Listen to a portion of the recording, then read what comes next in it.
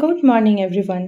আজ মঙ্গলবার, আর সকালবেলা ঘুম থেকে উঠে দেখলাম বাইরে একটা হালকা ফুরফুরে হাওয়া দিচ্ছে। কথা মতন আজকে আমার ব্রেকফাস্ট রেসিপি শেয়ার করার দ্বিতীয় দিন। আজ ব্রেকফাস্টে আছে চিয়া ম্যাঙ্গো পুডিং।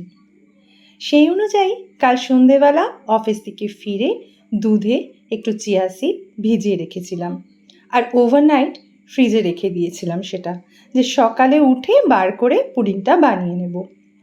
তাই ফ্রিজে এটাকে রেখে দিলাম।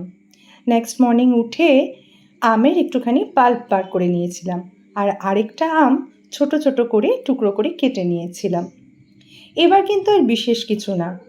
আমি উঠে দেখলাম চিয়া সিডটা ভিজে যাওয়ার পর আরেকটু পরিমাণে বেশি হলে ভালো হয়, সেই জন্য এটার সাথে একটু রোলড ওটস মিশিয়ে নিয়েছিলাম। ব্যাস তৈরি। এবার আপনার পছন্দ মতন একটা পাত্রে লেয়ারে লেয়ারে এটা সাজিয়ে নিলেই হয়ে গেল, যেরকম ঠিক আমি করছি। এটা করতেও কিন্তু ওই 5 থেকে 10 মিনিট সব মিলিয়ে নিলে, মানে গতকালকে রাত্রে যে আমি ভিজিয়েছি, আজকে সকালে যে আমটা কেটে নিয়েছি, সব কিছু মিলিয়ে কিন্তু ওই 10 মিনিট মতন। কিন্তু তা বলে কিন্তু স্বাদে দারুণ। মানে সময় কম লাগছে মানে স্বাদ ভালো না, এমনটা কিন্তু একদম না। আমি কোনো রকম চিনি এর সাথে দিইনি। আমের যে মিষ্টিটা আছে তাতেই যথেষ্ট মিষ্টি হয় এবং খেতে ভালো হয়। এটাকে সাজিয়ে নিয়ে ব্যাস ব্রেকফাস্ট আমার রেডি।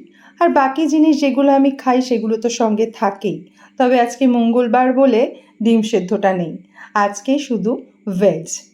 বাকি জিনিসগুলো সাজিয়ে নিয়ে ওপর থেকে দিয়ে দিয়েছিলাম একটুখানি আমন্ড, যাতে দেখতেও ভালো লাগে, খেতেও ভালো লাগে। মুখে যখন পরে খাওয়ার সময় বেশ টেস্টি লাগে খেতে।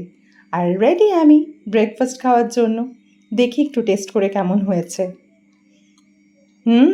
আম আমার এমনিই প্রিয়, আর এটা খেতে তো ভীষণই ভালো হয়েছে। বাই।